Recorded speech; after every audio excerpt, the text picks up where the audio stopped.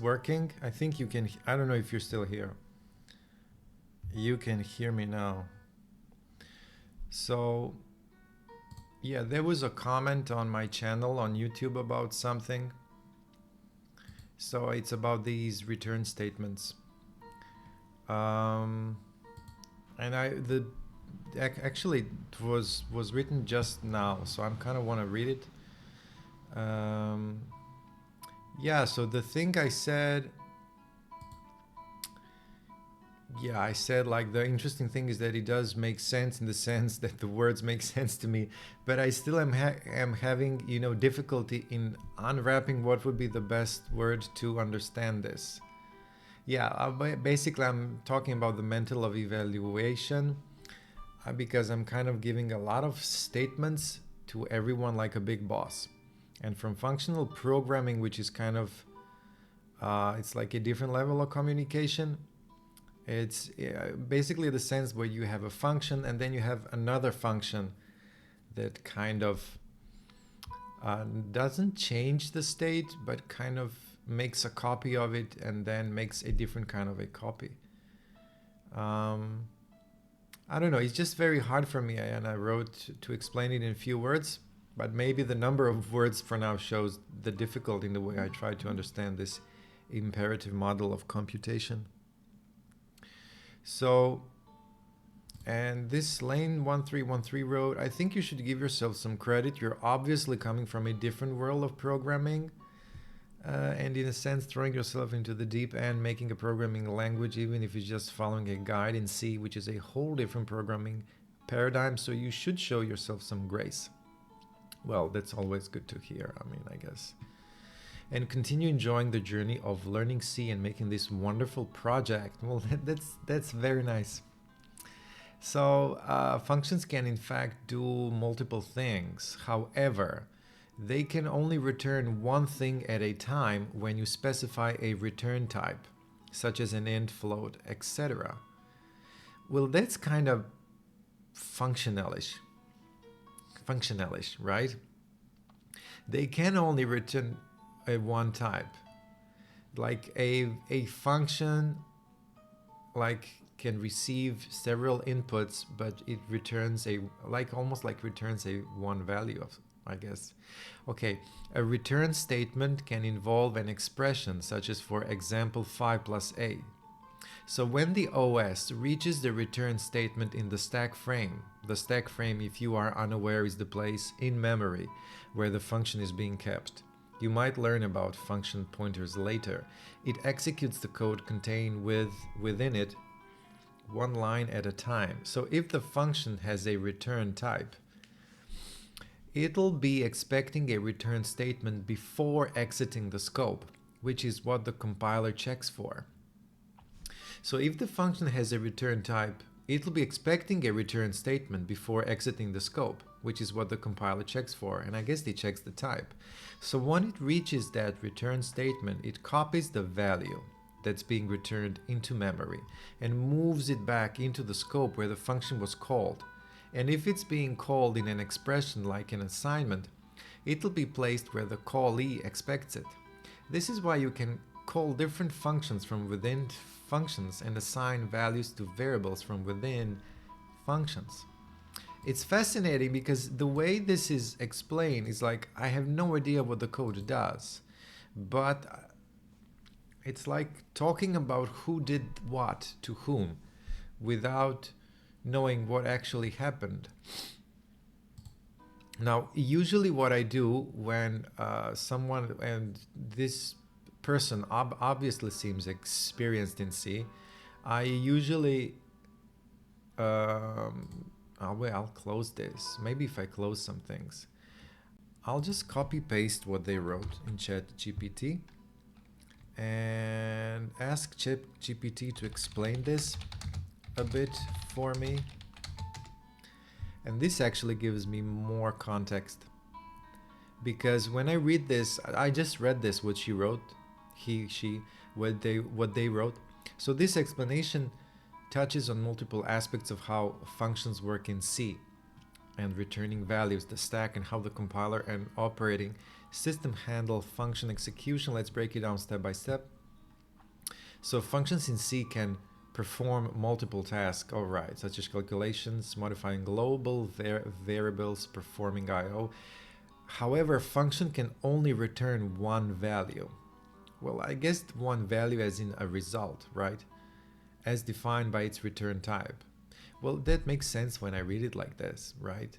But the point is that I have to write it that it will return the value. It's kind of, I guess the idea because yeah, I guess because the idea is I connect the functions. Yeah, I still don't know how to say this. Return statement. A return statement specifies what the function sends back to the caller. A return statement specifies what the function sends back to the caller. So the value being returned can be what? A return statement specifies what the function sends back to the caller. Is this also this kind of caller and the callee? It's very, human-like.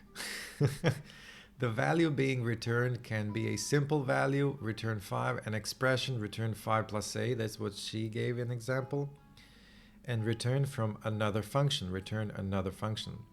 All right, so we can return a value, an expression, and a result from a function.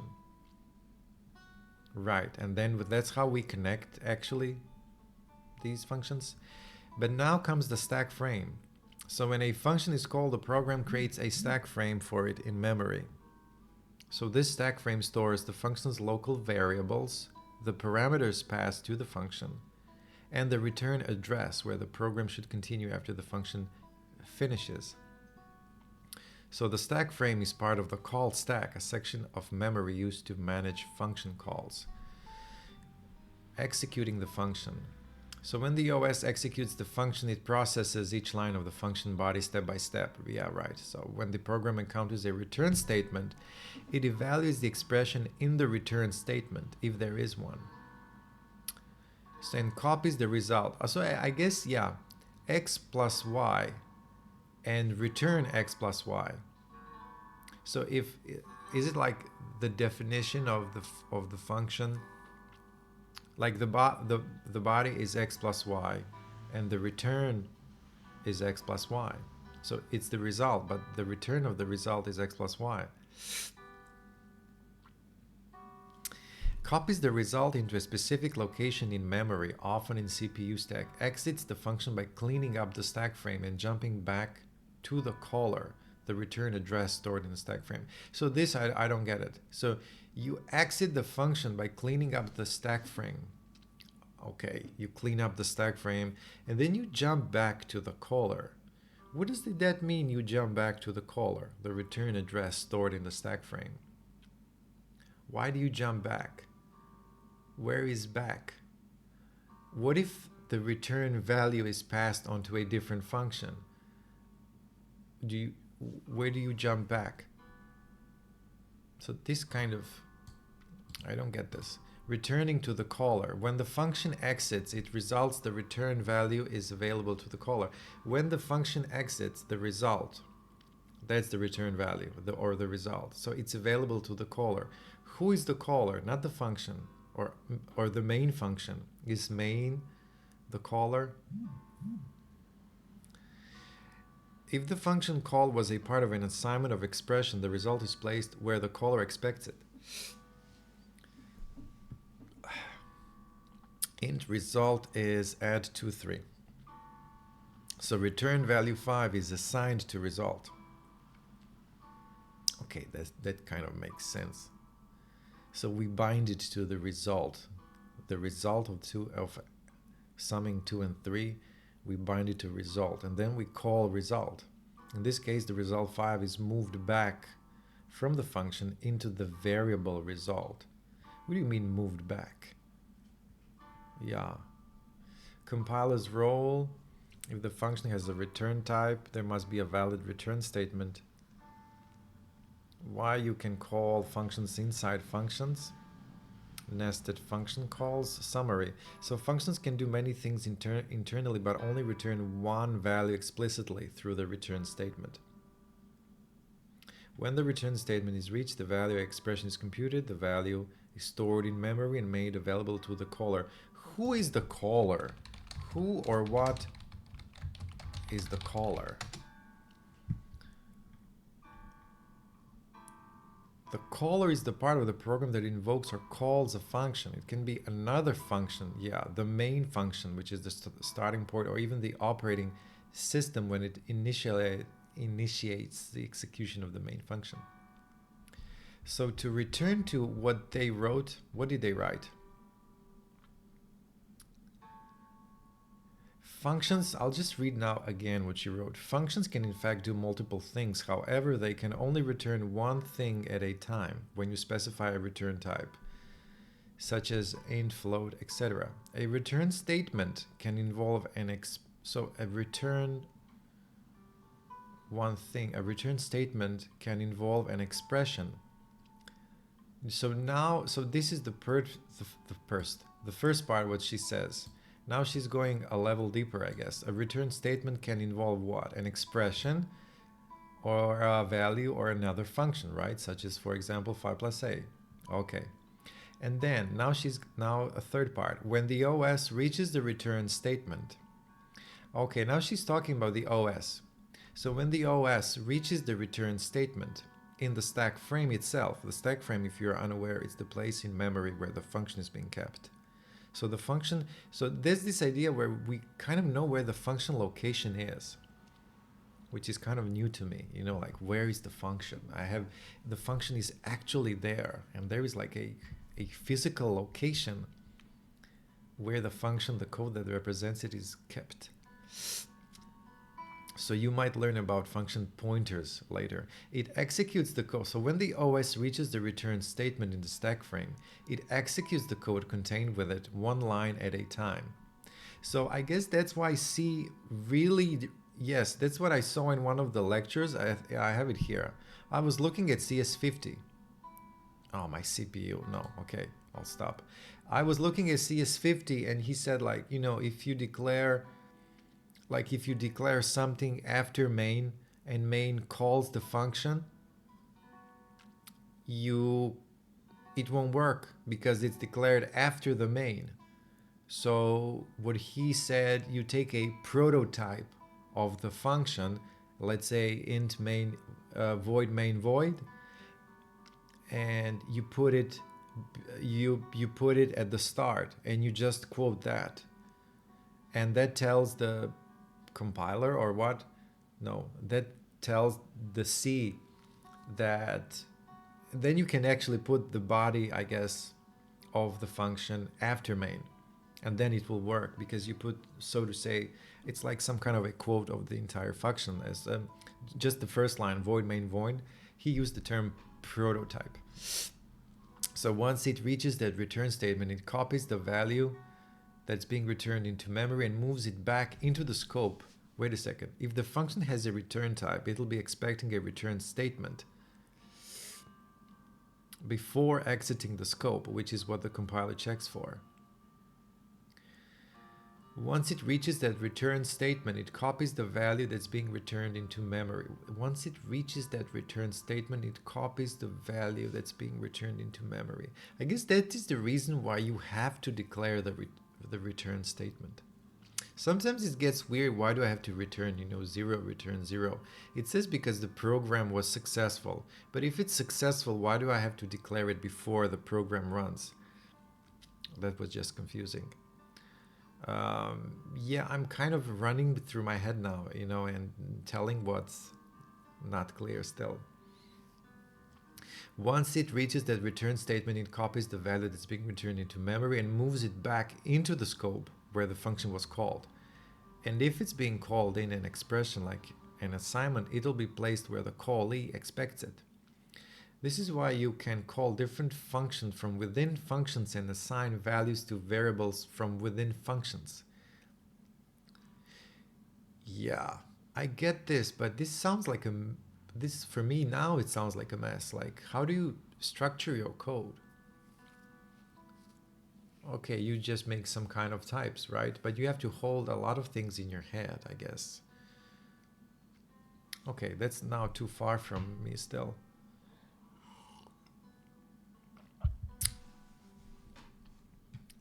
Yeah, I'm not sure what to answer to this. I'll have to think through this. I was trying to come up with something, but I guess I'll just do this session and then maybe write something back. All right. All right. Someone says I'm saying all right all the time. So, okay, let's continue. So, do we compile the... Did I open up my Emacs? No, sorry. Emacs. Oh. Wait, how do I now change stack? CV. Yeah.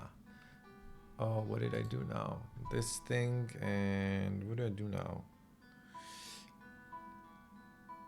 Yeah, I have to now resize it, I guess. Oh, maybe resize. No. What do I do now? Interactive prompt. This is the thing with i3. I've just changed to i3. I'm not sure how do you i3 layout changes. And also, ChatGPT has man pages, so you can check man. I didn't have a man page for puts, but ChatGPT does have it. What do I do? Previous container mod J. What do I do? Mod J. Shift. Maybe it's shift like this. No, it's not. Press mod S to stacked. Use mod. Move the Twitch. Open move Twitch to the right side. Press mod. Adjust the width. Yeah, but why is it's not working like this? Mod control mod S like this. Ah, like this, right? And then resize. Nope. Resize. Yeah, like this. All right. And this thing is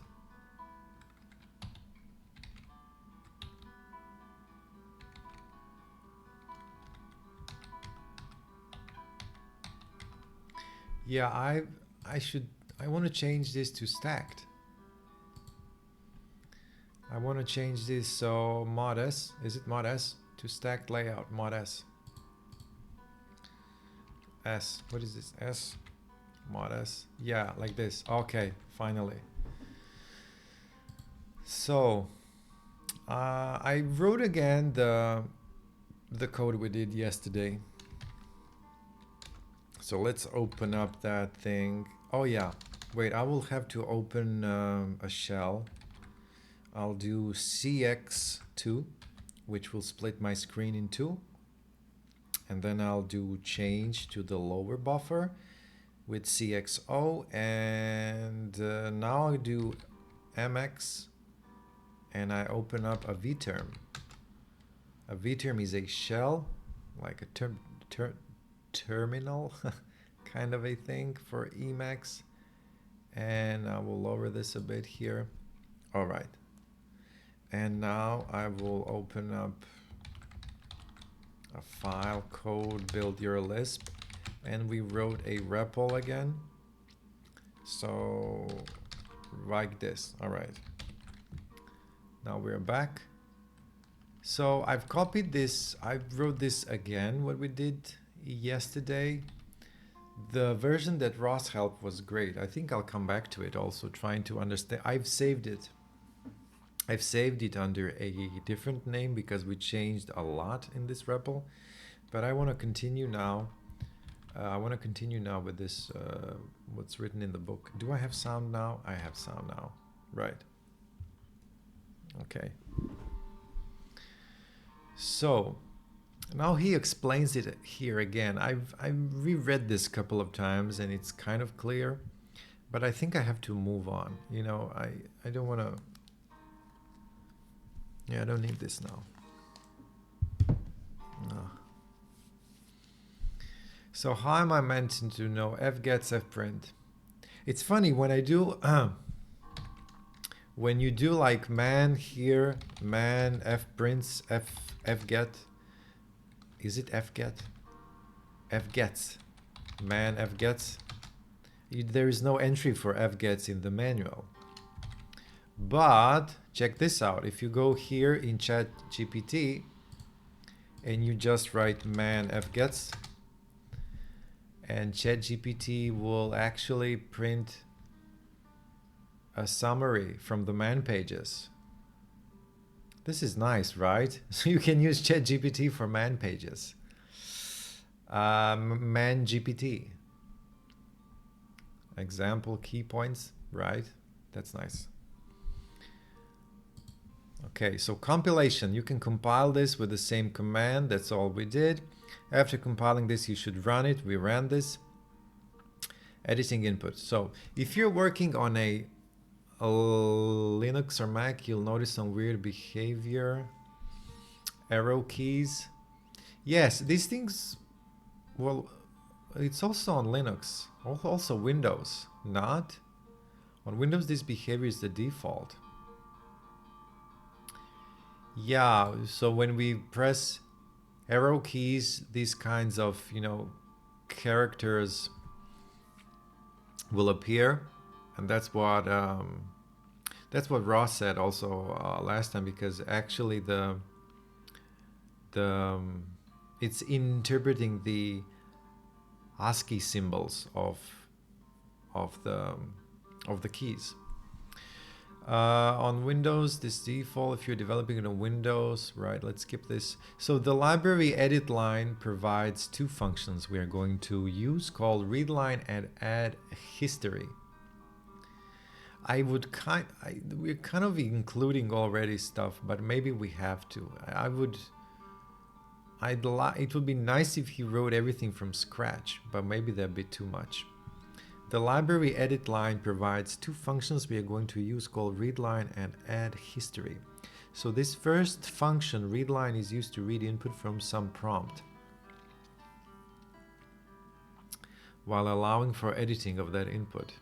The second function, add history, lets us record the history of inputs so that they can be retrieved with the up and down arrows. So that we can use that and go up and down within our REPL.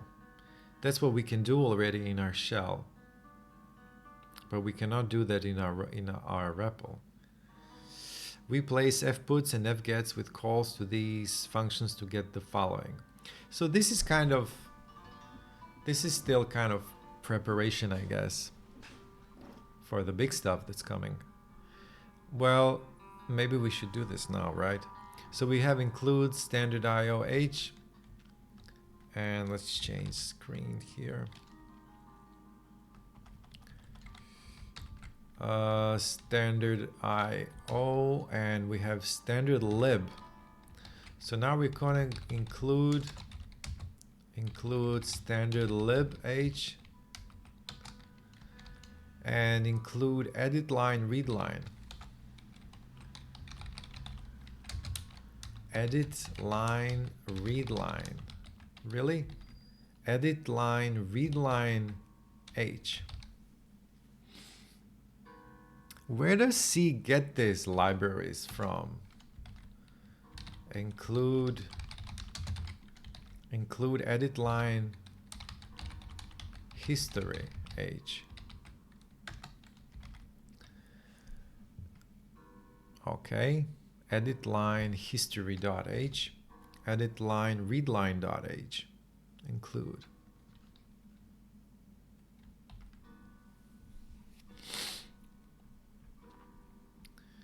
So read line. Okay, so but we will change. What are we going to change? Output our prompt and get input. Output our prompt and get input. So we will not have fputs standard out. We'll have char star. Now char is a type, but it has a star. Char is a type, but it has a star. Char is a type, but it has a star. Why does it have a star? I saw this. In this line, char is a type, but it has a star. What's the meaning of the star? So the star in char star input signifies that input is a pointer to a character.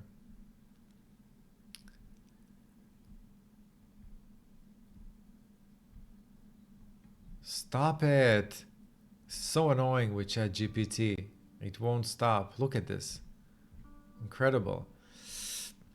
The function indicates, okay, the star signifies that input is a pointer to a character or the first character of a string. Let's break it down. So it doesn't signify the type. Okay.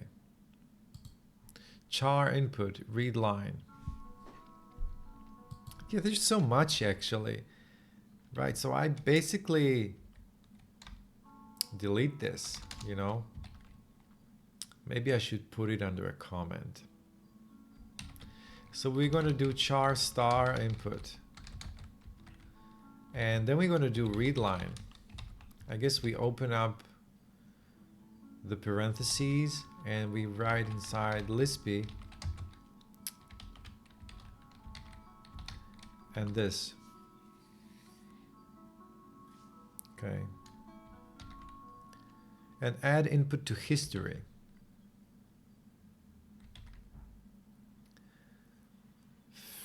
Free. So, but this is now different. Why is this different? This is a completely different. So we don't have a read a line of user input of maximum size. F gets input size, echo back.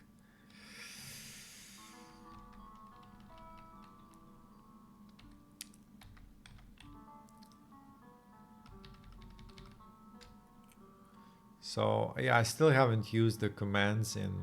Sorry about this. I'm kind of apologizing because I didn't group the whole thing and delete it. I'm apologizing to myself. Char input read line Lispy. And then we have add input to the history. So we just, okay, add input to history. And we're going to do that with add history. So we call the, I guess it's a function with an argument input. Add history input. Like this. Should be like this. And echo input back to user. Echo input back to user. So now we're going to use a printf. No URAS. No URAS.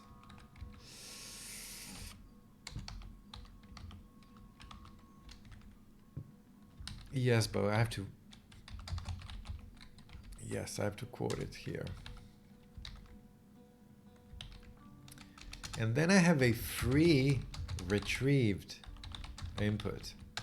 What does that mean? Free retrieved input. Free input.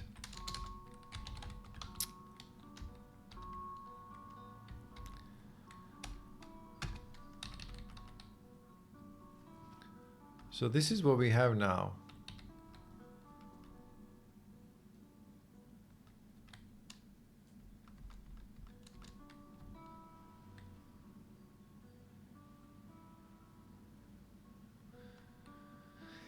Output our prompt, add input to history, echo input back to user, free retrieved input. That's interesting. So add input to history comes before echo input back to user. Let's go on. Yeah, I see this way how you write the whole thing and then the explanation comes. I kind of like it more when I have a little bit of code and then you describe it, what it does, and then you introduce a a little spectrum of like of what the code could do, or several variations of the code. That's actually what I try to do with ChatGPT, and it helps with that, because when you just show me one thing and you explain it, I usually don't get it. We have included a few new headers, so there is, but I'll show some grace. It's fun.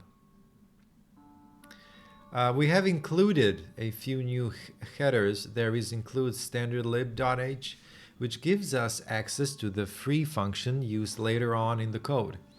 We also added include edit line, readline h, and include edit line history.h, which give us access to the edit line functions, readline, and add history. Okay. Though I don't know what's the free function used later in the code. Instead of prompting and getting input with fgets, we do it in one go using readline. The result of this we pass to the add history to record it.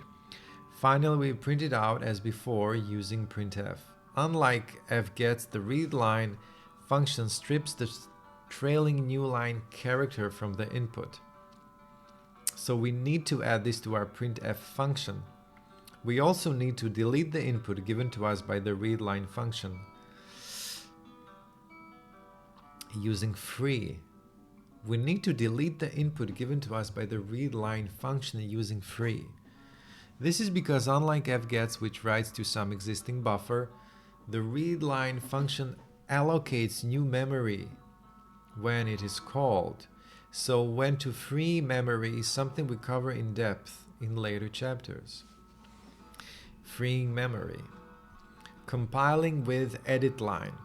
If you try to compile this right away with the previous command, you'll get an error.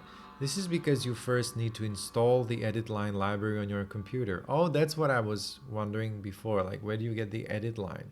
Fatal error. So if we compile this, if we compile this, no such file or directory. Wait, did I save this? Yeah. Let's try again. Oh, cd code, build your own Lisp. Yes, edit line, no such file or directory. Compilation terminated. So what do? On Mac, edit line library comes with command line tools. Instructions for installing this can be found in chapter 2. On Linux, you can install edit line with sudo apt-get libeditdev. Sudo xbps. Well, currently I am on void. Install, I think R. Is it RS? Edit line. Let's search for it. Edit line.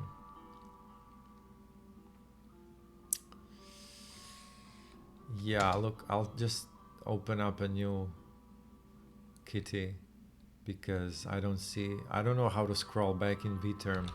Sudo xbps install r edit line.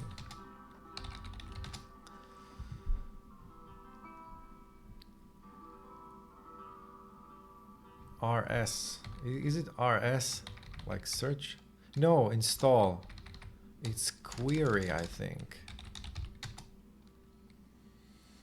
Edit line. Orphaned. It's orphaned.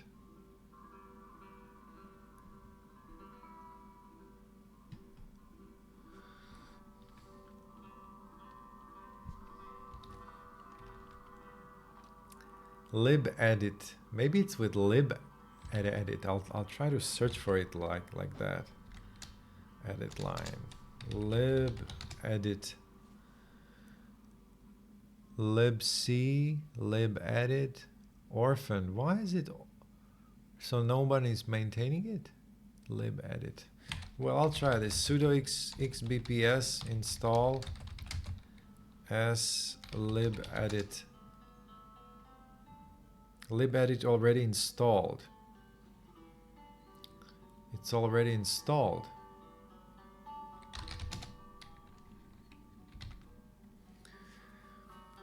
So this means you haven't linked your program to edit line.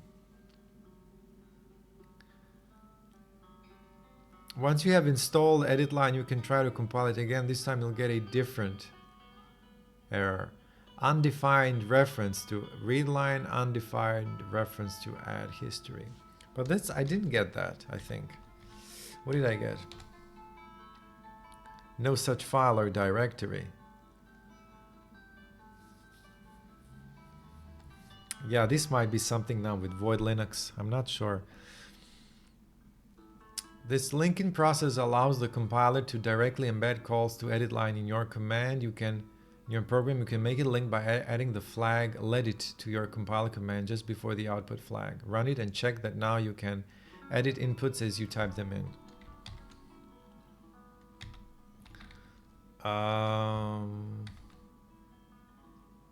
Ledit. That's between this ledit and O. I guess ledit. Yeah, no such file or directory. Edit line, read line. Well, you might need to libedit devel. Yeah, devel. Yeah, like the base devel on void. Yeah. Good, thanks.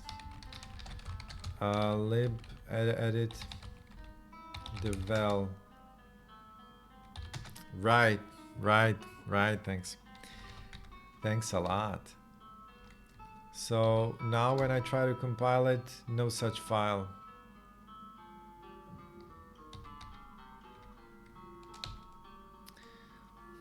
It should work. Maybe this is something with vterm. Could be. Wait a second, I'll check with Kitty.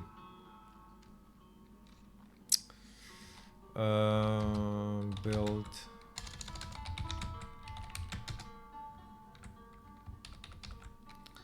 So, is it here somewhere? No such file, no.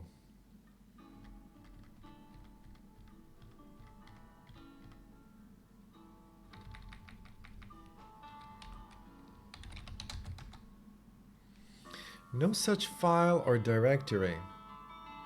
Compilation terminated. I did install it, right?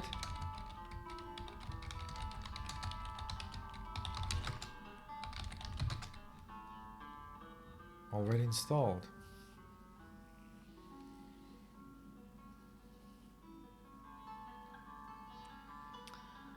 Let it.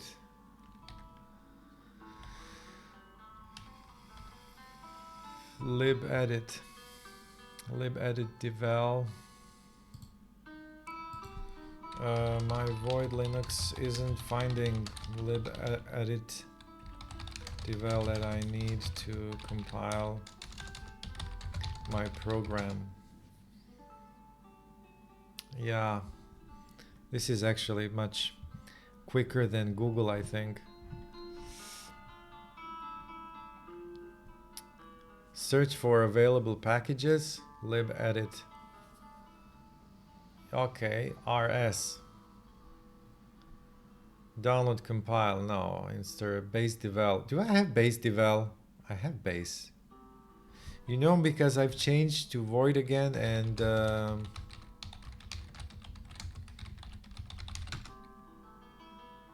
I have, okay. Configure additional resources, void, libedit. Yeah, not much here. Libedit devel.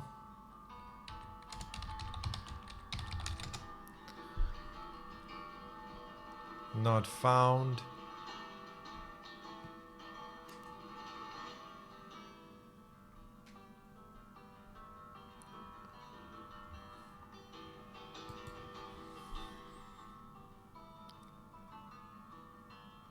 Well, there's more people with a similar problem. This is from Asterix. It was just a typo. Any clues? It is possible you have a typo. I'm seeing lib develop my centos. You spelled. It was just a typo. Yeah, it was just a typo. Lib edit. Yeah, this is that. I really liked that he did this from scratch somehow, you know. And now when these things, when I'm doing some kind of a guide and there is a tutorial and you have to install something and it doesn't work, strange error, missing, command line editor library, lib edit devel, compile, wait. No such file or directory. Include no such file or directory. Fatal error. So what could we do? It's not finding it. Why is it not finding it? No such file or directory. No such file. Lib edit. I'll do this. Devel. Lib edit. So no such file or directory. Oh, this is on Nixos. Let's see what they wrote on Nixos.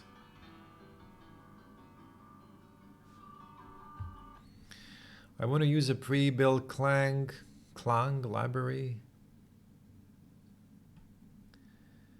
Lib edit, same as above. Lib Clangs lib.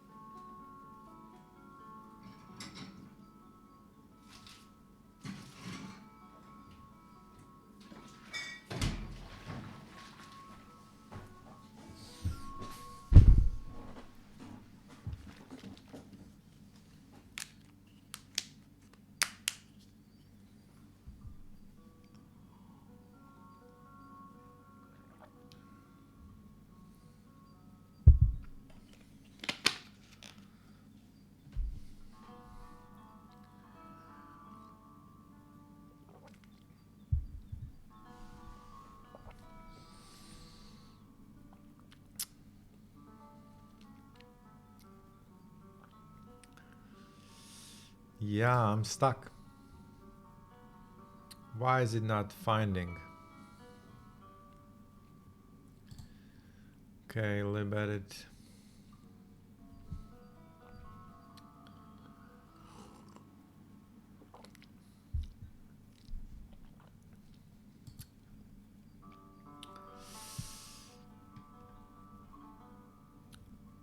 Let's see, I'm getting this error while loading shared libraries. Lib edit cannot open shared object.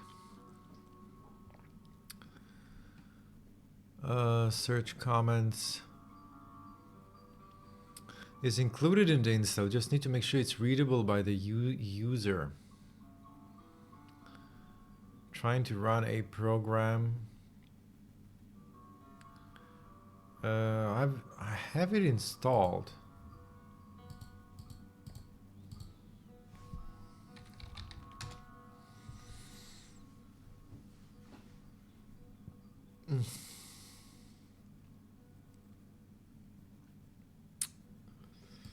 Yeah, let's see. I'm not sure this.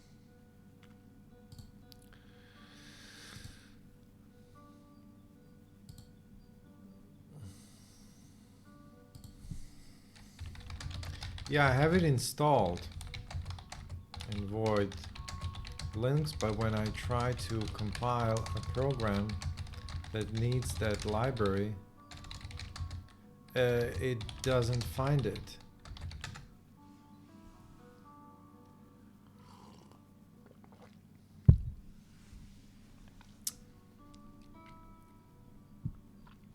So check where libedit.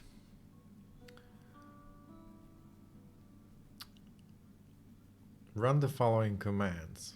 Libedit. xbps query rf. So xbps query rf libedit. So yours libedit edit line libedit. All right. So library headers, missing header. Ensure the program is included the correct libedit headers. If libedit is not found, ensure userlib is in your linker path. Verify the library file exists. It does exist. It does exist. So maybe how do I put, okay, I should check my path. Wrong library version. Ensure, how do I do, okay, how do I ensure, I don't know these commands. How do I ensure it's in my linker path? Do I, maybe I should install Clang tools. Check where the library file is located, common directories. Run the following command. Add the library path to the linker. Temporary method for the current session. Use the L flag to specify the library path. US, maybe like this, right? Do I have that? libedit conf. Libedit conf. Do I have a conf file? I don't have a conf file. Copying edit rc. There's a symlink. I don't have a conf file. I don't have a conf file. So libedit conf.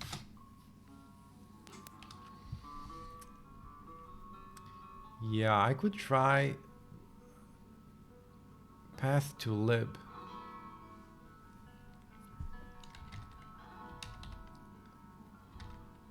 Path to lib and then let it. GCC L. If the linker doesn't find libedit,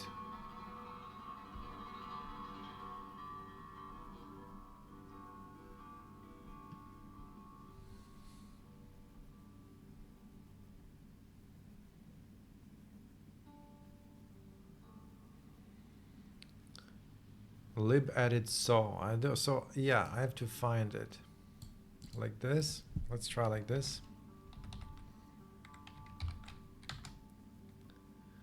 Permission denied. Really?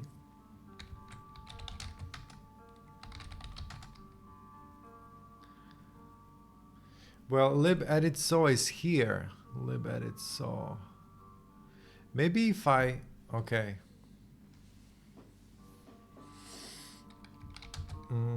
Code, let's try this, build. And now we're gonna do GCC, where is the GCC command?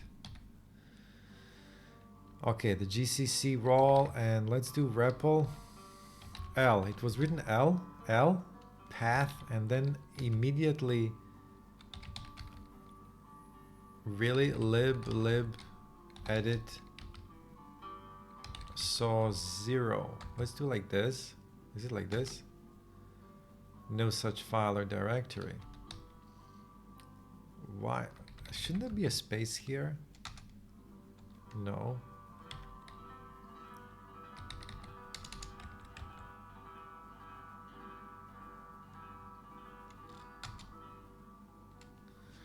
Yeah, I'm kind of stuck here now. GCC.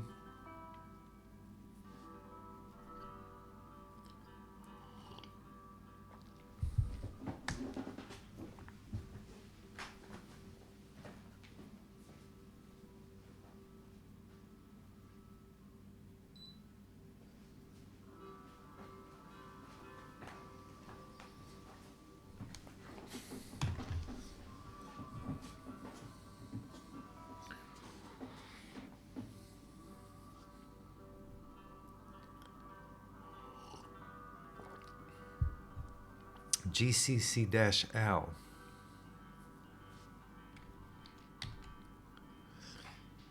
To include the library path during compilation, add the library path to etc ld confd and update with sudo ld config for permanent system-wide access.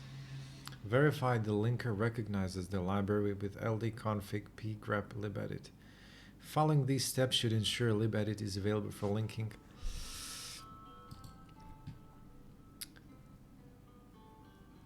You can create one manually. Create a configuration file. Really? etc ld so confd libedit conf. Use your text editor to create a new configuration file. For example, something changed with libedit since that guide was made.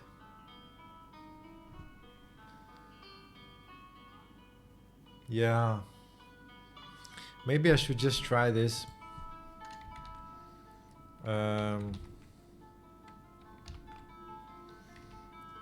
Maybe I could create this, I guess.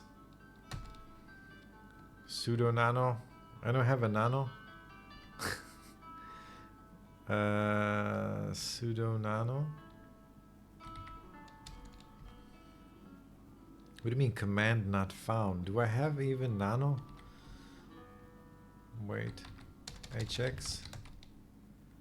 Alright, hx. And add the path to the directory containing libedit so us local. So I just add that, add the path to the directory.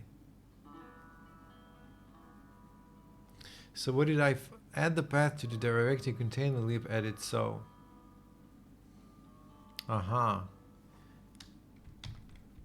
What was the path actually? xbpc query rf libedit.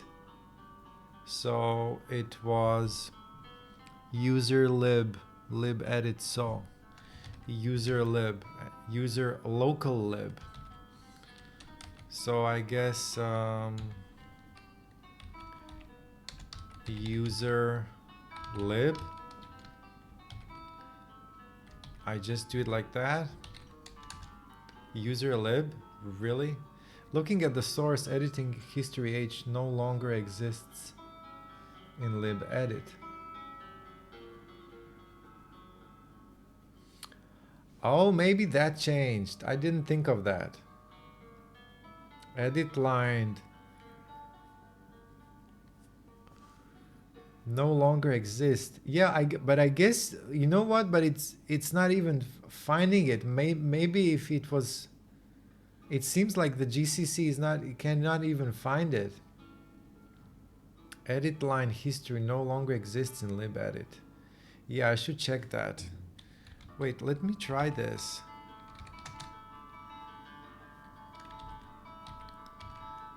And update the linker cache, sudo ld config. I don't know if this will work actually.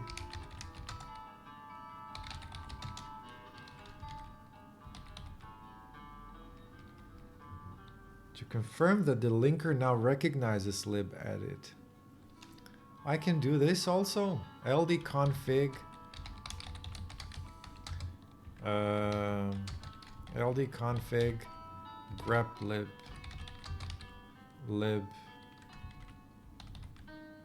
edit. So now it's finding it. It's finding it. The path has been added successfully. So what will happen now? No such file or directory. You're right. It's showing, you're right. It's showing no such file. This does not exist. So maybe it's renamed.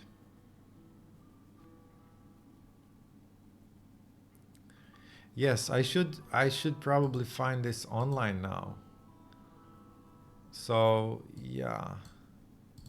I don't know if ChatGPT has so it seems edit line history h no longer exists in lib edit. Do you know if it's renamed or such?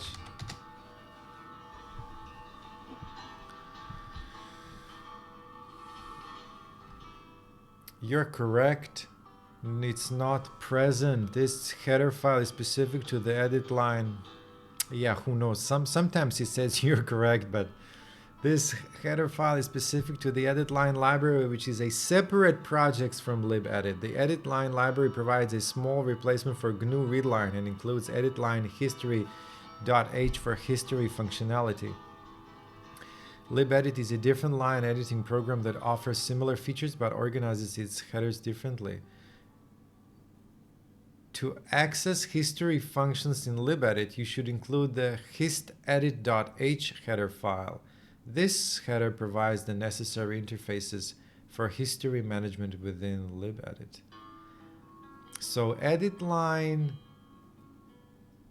and libedit, you can just remove the edit line and it will work. Yeah, but do you think I have to write histedit.h?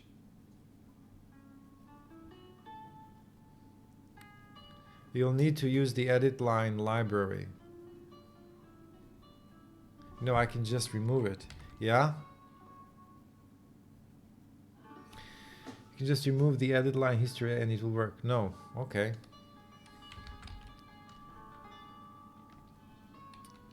Edit line. But I leave the edit line history. So you mean I just delete that?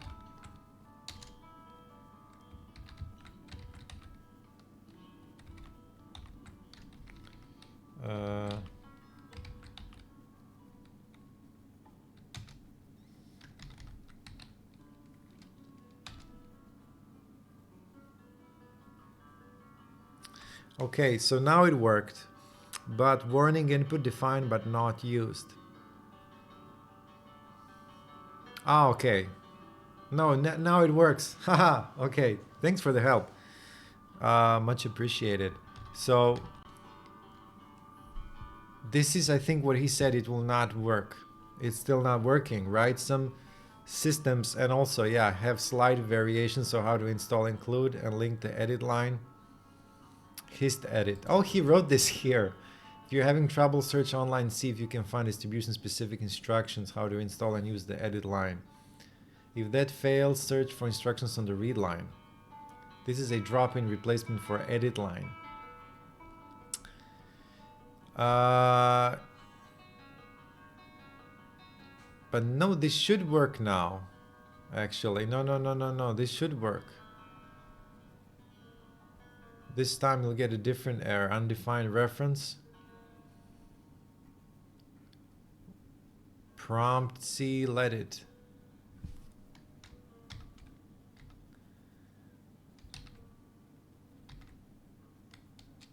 So this should work. Warning, input defined but not used. If it's a warning, static char input, not used. Maybe I just mistyped something. Wait. I have free input.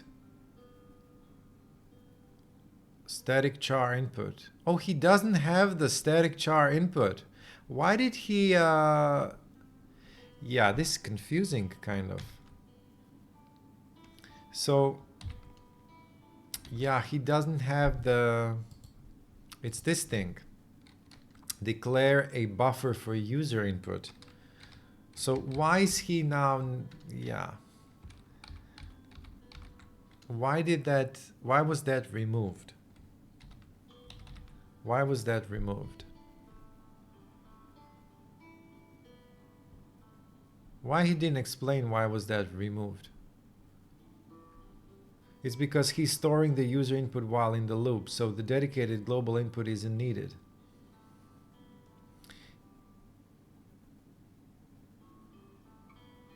Yeah, but I guess it'd be nice if you see, but I guess it'd be nice if he kind of. It's just, okay. It's like when you teach someone something, you introduce something, and then you remove that in the next step. So it's kind of confusing, but maybe okay. It's because he's storing the user input while in the loop. And he couldn't do that before, actually, right? Without these read lines. And okay. Control C, Control O. Okay, now it works. REPL and hello world. No, you are a hello world. Control C. Yeah,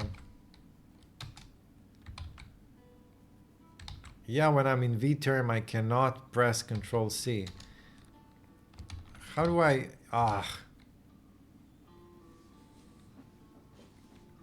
Really, I have to kill a buffer? Gosh. Okay. Well, I still have to learn this. Yes, kill it.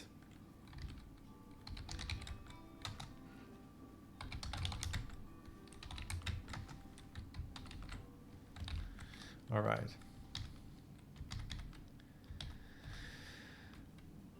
So let's move on. Compiling, read line, it isn't working. The C, okay.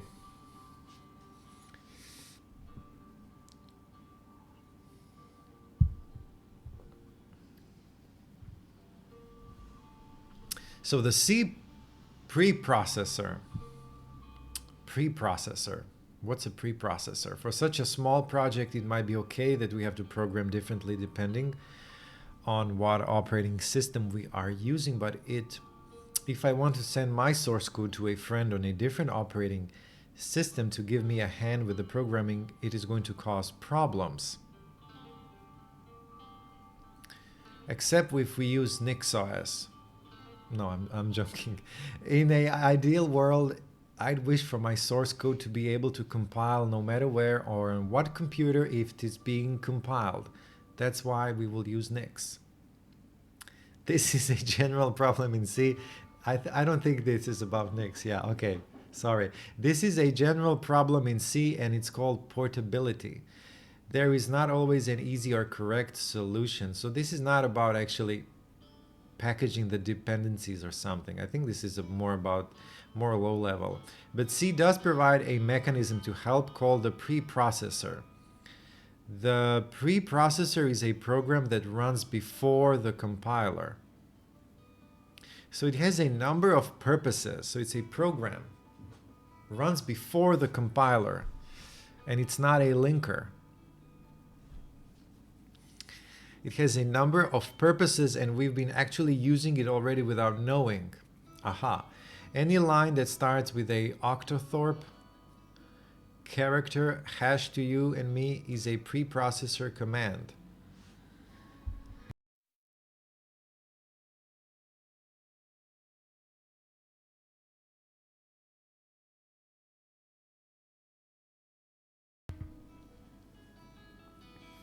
So any line that starts with the octothorpe hash to you and me is a preprocessor command. We've been using it to include header files, giving us access to functions from the standard library.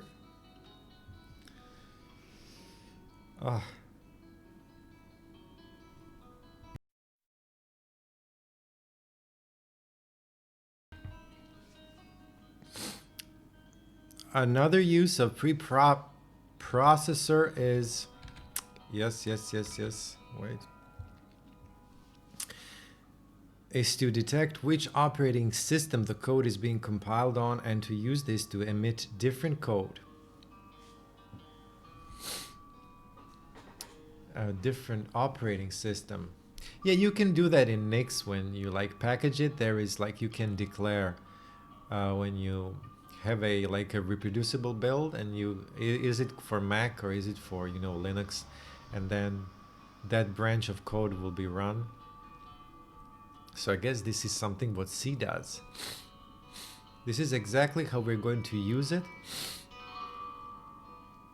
If we are running Windows, we're going to let the preprocessor emit code with some fake read line and add history functions I've prepared. Otherwise, we're going to include the headers from edit line and use this.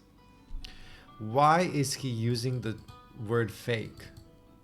It's just, that's confusing. What do you mean fake read line? Why do you say fake?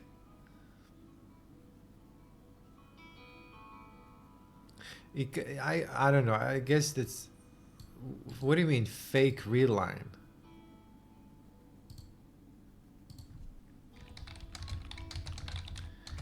Fake.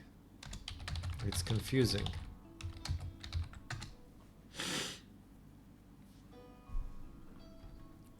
Fake read line. The term fake in this context refers to a set of placeholder or substitute implementations of the readline and add history functions. These are not the real readline functions provided by libraries. Instead, they are custom implementations that mimic the behavior. It's just strange to use these words like fake. I'm going to give you a fake function. On platforms like Windows, the readline library of libedit might not be available. To ensure the program can still compile and run on Windows, the developer provides substitute fake implementations of these functions so that you can compile it. Is this like cheating? Minimal dependency. The fake functions avoid requiring the actual readline, making the program easier to compile. Is this like lying? Functionality. These fake functions typically replicate only the essential behavior, such as reading input, optionally storing input. Yeah, that's very confusing. To declare what code the compiler should emit, we can wrap it in if-def, #else, and #ndif preprocessor statements. These are like an if function that happens before the code is compiled. So it's like an if function for code itself. All the contents of the file from the first if-def to the next else are used if the condition is true. Otherwise, all the contents from the else to the final endif are used instead. By putting these around our fake functions and our edit line headers, the code that is emitted should compile on Windows, Linux, or Mac.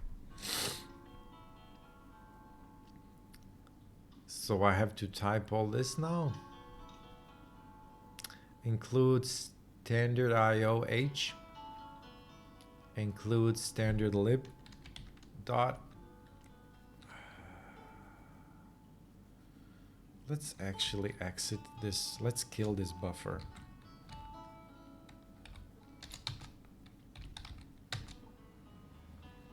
How do I close this buffer? I think it's just 1. Control X1. 1. Yes, I knew it. It will not be the 1. Okay, Control X, kill buffer, scratch. All right. So standard lib. Let's exit this. So standard lib H and edit line, read line. I gotta admit, it's not too exciting to do this up until this point. But yeah, let's keep on doing it. Wait, now the read lines are not here anymore.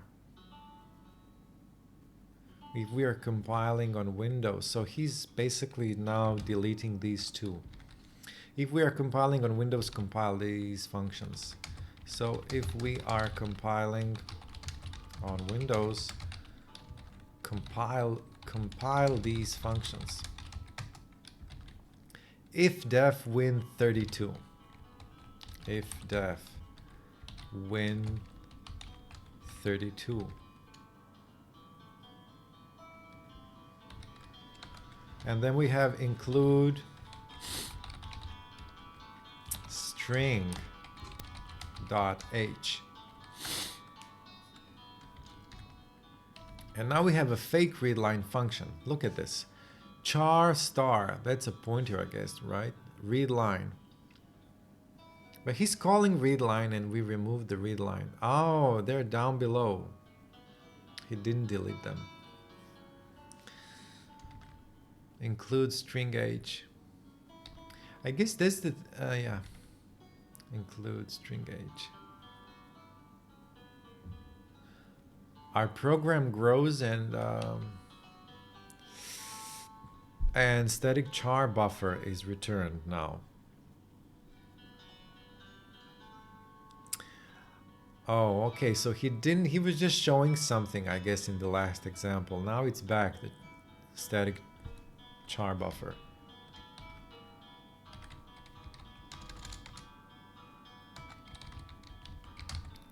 Static char buffer. 2048. And now he's implementing a fake readline function.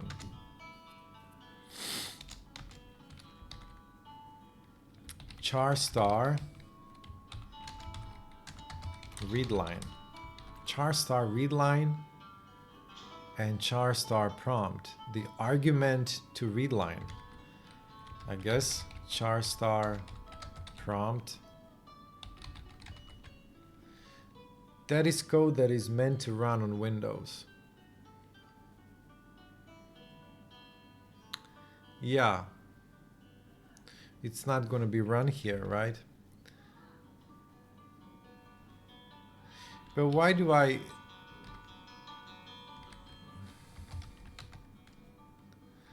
Oh, I don't have the electric pairs. Pair mode? All right.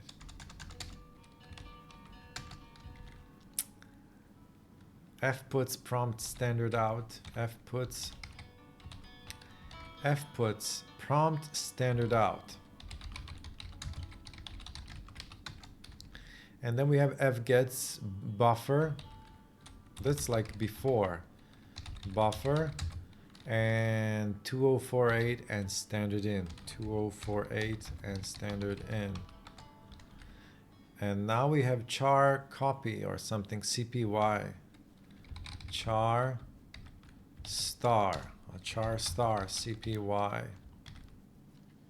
malloc. Now we have malloc. I know that term. And Sterlan, I know that term too.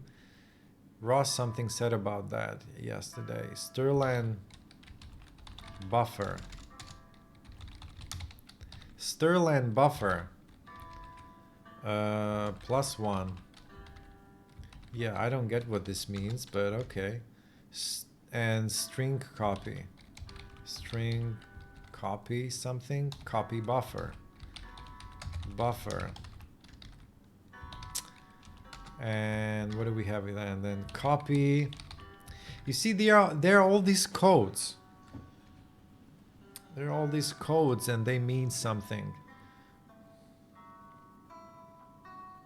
You know, like if you take out of this code, would you know that for what is meant this code and what it runs? No, you don't know. So you have to read back and forth what this code means. It's like I have to read outside of this code what this code does, or not. Maybe I'm just talking too much.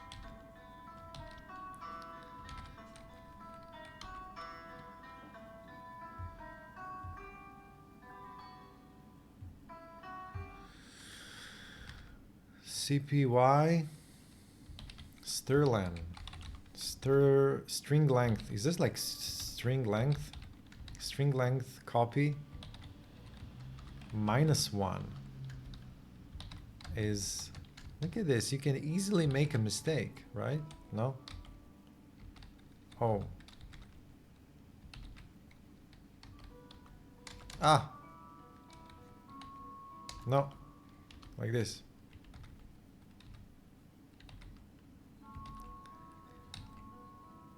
Return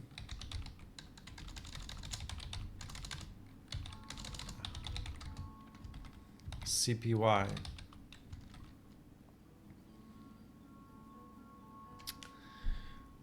So fake and history function.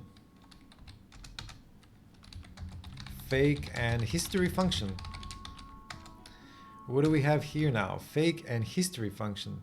So void add history. That's the name of our function, void.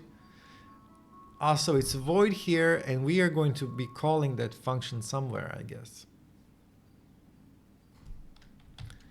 Void history function. Add history. No. Void add history. And with an argument char star unused. Char star unused. And then with an empty body. Okay. With an empty body, fake add history function. Otherwise include the edit line headers. Okay. Okay, otherwise do what we actually deleted this. So we're going to do otherwise include the edit line headers. And we're going to do else. We need to do else.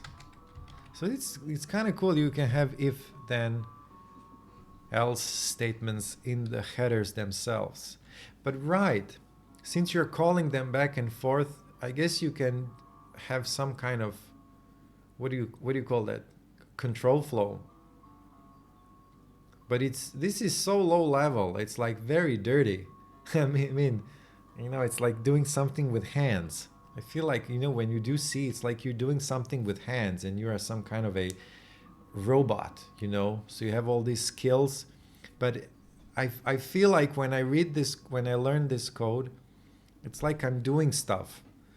Like kind of a compute yoga, you know, like going here and doing that. It's also mental, but it's kind of, you can almost feel them. I guess that is what, you know, Linus said. Linus was saying that, I don't know if I said this in this video or the last one where there was no sound, but Linus said when I read C code, I can see what it does. I can see I can see the assembly code that is generated from the C. I can see it. So he sees the C code and he sees the assembly and how it will work in the machine. And that's what he loves about C. Although, I mean, I guess there is some kind of an upper bound limit of understanding. How much can I really understand what the machine does? And I guess functional programming takes this approach where you kind of, you work on how to express yourself, to say what you want. But this is more like I want to know what the machine does and have the full control. Yeah, I don't know. I'm just include edit line, read line. We're gonna keep that. Include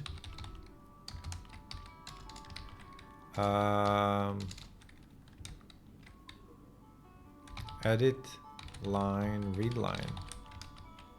No, is it .h? I think it's .h. Yes, and then we will just stop now. End if. End if. End if. And now he continues with int main, int arg c char. Okay. And while, right, return 0. Free input. Free input.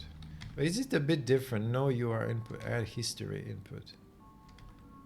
Yeah, he just removed the comments here. So let's save this.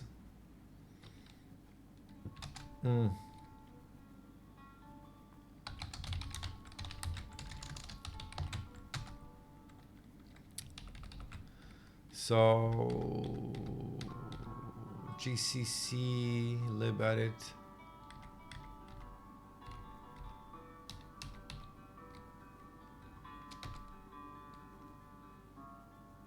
Add history, read line.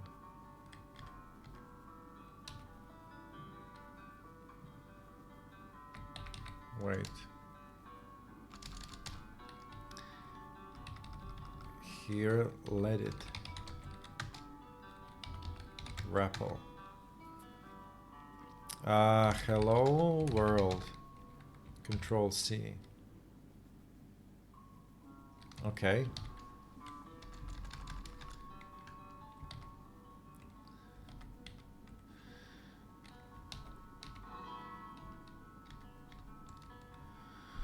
Okay. So reference. He put some reference. Build your own Lisp reference prompt Windows prompt C. Well, that's a reference to his own code. These are just these are just source names. Yeah, of these program files. Bonus marks. How long am I already recording? 1 hour and 20. I'll see. I have to go to the city. 10:05. I'll try some of these. Okay, change the prompt from Lispy to something of your choice. Yeah, but isn't that just changing? We did actually, I think a lot of these things we did with Ross. Change it. Why would I change it? Isn't that... Okay, let's try to change it. Let's do Haskell. Like this? No. Haskell. Let's do Lambda. Lambda. Lambda. Eval.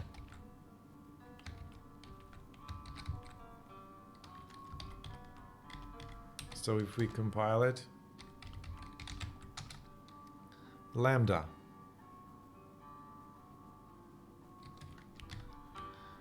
Right. Lambda. Okay. I mean, yeah, I thought this will happen. It's just change what is echoed back to the user. Echo print no URA. Well, I guess I can just echo lambda and then whatever we said. Lambda. Okay. Let's try like this. So now REPL, hello, lambda, hello, world, lambda, world. All right. Add an extra message to the version and exit information. Extra message. Well, these are, yeah, I'm kind of criticizing the book. Maybe too much. I'm not really criticizing, but it's, what do you mean add an extra? So what, one more puts? But why? What's the point of this? Add an extra message to the version and exit information. So what? Puts, so what? Where is the Haskell version? Press Control C to exit. Puts or else. Let's try this. And yeah, it just, so what? Where is the Haskell or else? Yeah, press Control C to exit. There's a new line after press Control C to exit.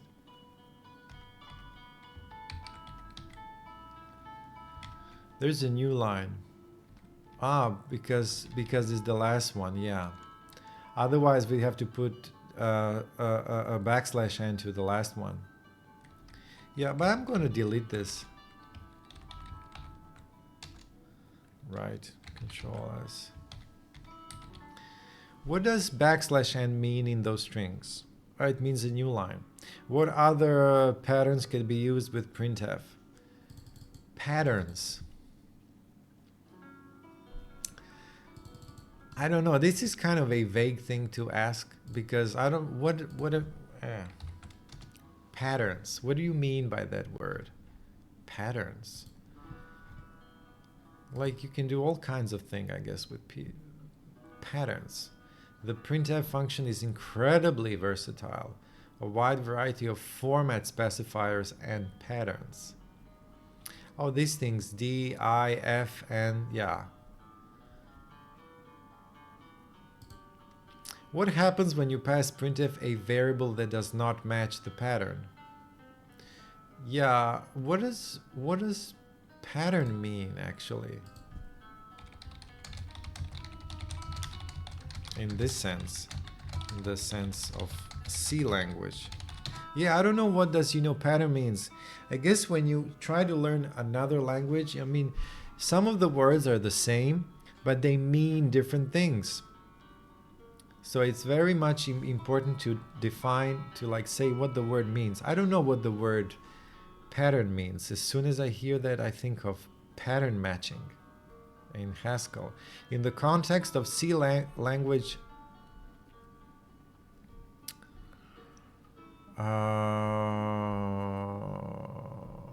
pattern. A pattern in this sense is a string template. Contains fixed text that is output as is, contains format specifiers, placeholders that are replaced by actual data values during runtime. Placeholders, yeah. The value of x is some, this sign D and y is f. So that's a float. F is a float, and D, I guess it's an integer or an int.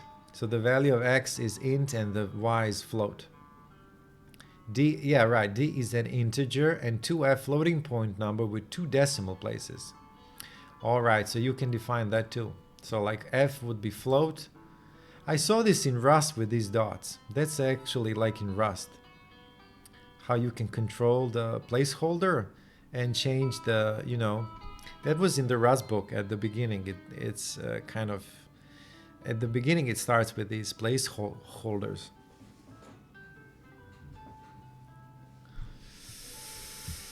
Fixed text, the value of x is 10 and y is 3, 14. The key elements of a pattern, fixed text, format specifiers, placeholders starting with that specify the type of data, and formatting, example, integers, as for strings, escape sequences, new line tab. Yeah, okay. What happens when you pass printf a variable that does not match the pattern? So let's say, okay, a variable that does not match the pattern, but what is also meant here? A variable that does not match the pattern. So like if we pass a character or like a string and it expects an integer. So let's try that. So we are having, where is the printf input? S. So if we had a D here, let's put a D here, a lambda D. And let's change this lambda to output you wrote. Let's do you wrote D. Let's put D. So D means that it's an integer. And input, let's see actually what happens. So now it won't work. Format D expects argument of type int, yes, but argument 2 has type char, star. You wrote D input, and input is a char star, so the types don't match. And the compiler complains. That makes sense. So we need to put an S. And now if we save this and we do it again, and now it works. So an input, but wait a second, we could change input. Where is add history char? I guess you could do this also. Look at this. If we define char star, can we do in star input? In star input, and you wrote, if we leave now S and put in star input, let's save this. And now recompile it. Now it complains because you wrote char. Look at this. You wrote char and it expects an int, right? So that means now it will work if we put D here. And let's go back, and now it doesn't work. Format D expects argument of type int, but argument 2 has type int. Huh? Input star. Oh. Maybe because S is a string.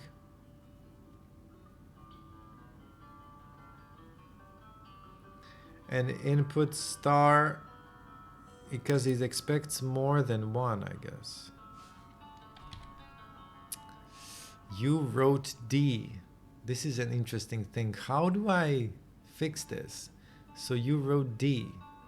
How do I write you wrote more D's?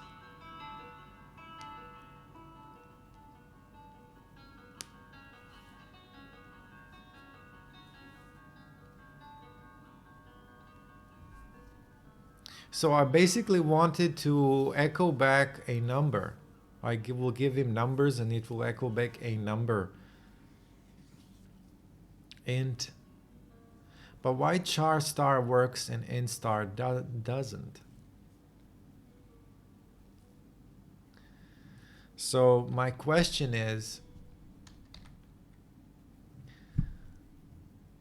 okay, let's check. So why does char star input works when I call input with this sign ampersand, whatever it's thing, S, but let's say we change the char star into int star input, and we call input with some text and int and no, and this thing D.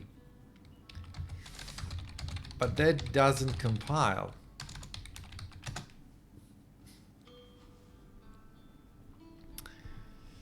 So, great question. The difference lies in how printf interprets the pointer type and format specifier. So char star, okay, when you declare char star input, char star is a pointer to the first character of a string. So char is a string, and char star, no, char is a char, like a character, and char star is a string. So this thing, format specifier, tells printf to treat the argument as a null terminated string. It will read the memory address stored in input, treat the address as a pointing to the beginning of a string, an array of characters terminated by \0, print the characters until it encounters the null terminator. Char star input hello world printf input. Right, this is a simple example, right? Output hello world. So this works because printf expects a char star when using. So what happened? Int star with D. So when you declare int star input, int star is a pointer to an integer, not a value itself. Oh, it's a pointer to an integer, not a value itself. So what does that mean? It's like, yeah, it's like string is like a space, and int star is basically just a pointer to an int. It's still like a char, but only a number, or not. The D format specifier expects an integer value, not a pointer. If you pass input and int star to printf with D, it won't compile because printf sees the memory address stored in input, not the integer it points to. So D cannot interpret that address as an integer value. So that means that I shouldn't put a star.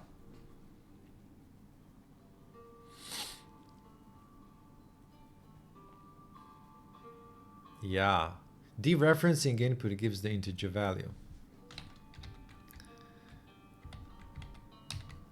So that means int star input, but that means that I don't put int star. I could just leave it like this, I guess.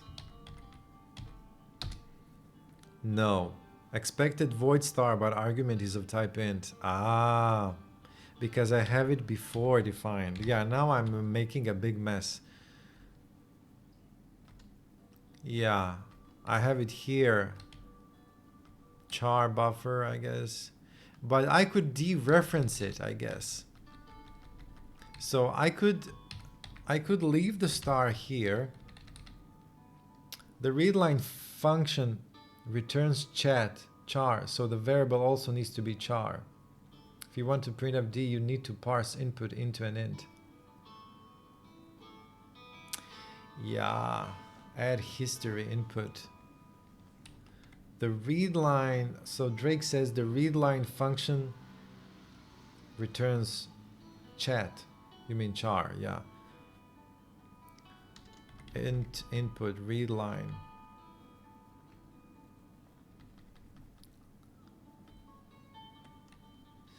Yeah, but what about this?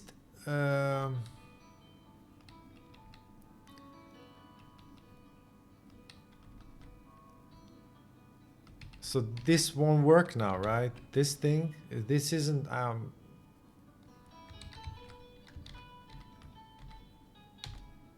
yeah.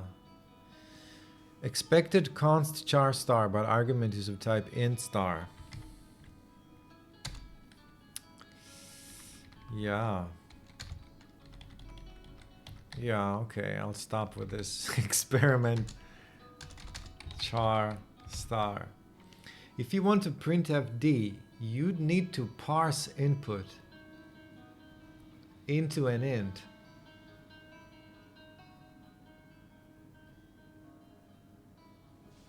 Yeah, I'm not sure how would I do that. I mean, I get the idea. Basically, if you want to print fd, you need to parse input into an int.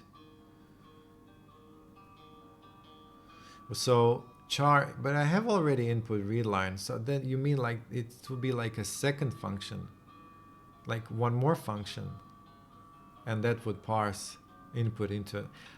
Maybe that, like char input readline lambda, and then yeah, I don't know how to do that, and then one more function. I guess, you know, you would have it like here, I guess, you know, like as you said.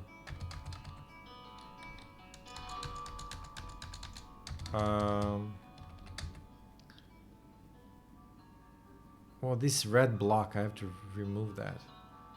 So it will be like more like parse input into an int. And then you would write the code here, I guess.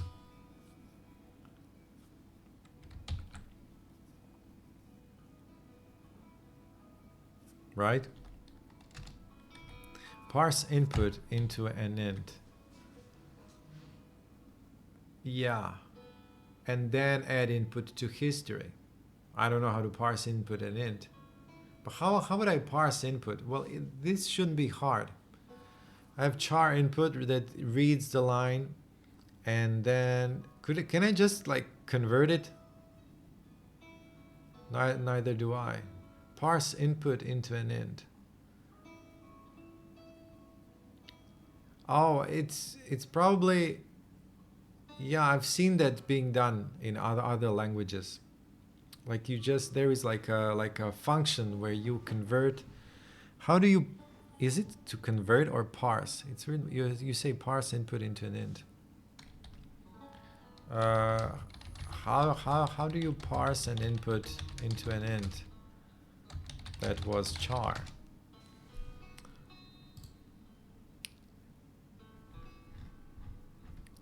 To parse a char array into an int, you typically use a function like, yeah, these are just a toy, char input.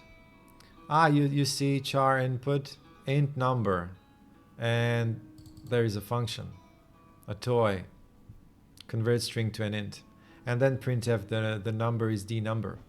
Then it will work. If the string returns, yeah, okay. So what happens when you pass printf a variable that does not match the pattern? What happens when you pass printf a variable that does not match the pattern? Okay, we just did that. What does the preprocessor command if and def do. Is this like, I feel like I'm in school. What does it do? Well, it's just an if statement for, you know, headers, I guess. So that the code compiles for this or that, or I guess like a bigger branch compiles or not. Yeah, I kind of understand it from Nick's from Nick's expressions. What does the preprocessor command define do? Define defines a macro. What does the define do? Yeah, it's not a function. That's what I know. Define a function. What does the preprocessor command define do? If Win32 is defined on Windows, what is defined for Linux or Mac? I don't know. Yeah, I'm not too crazy for these kinds of questions. I don't know. Yeah, let's continue. If Win32 is defined on Windows, what is defined for Linux or Mac? Yeah. So I think I'm gonna stop now. Chapter 2. How long? Hour 41. I have to do some stuff. So next time I'm gonna continue with chapter 5. And thanks, Drake. Thanks, Drake, for hanging around. All right. All best. I don't know if you're here. All best. Thanks. And that's about it. All right. So bye-bye.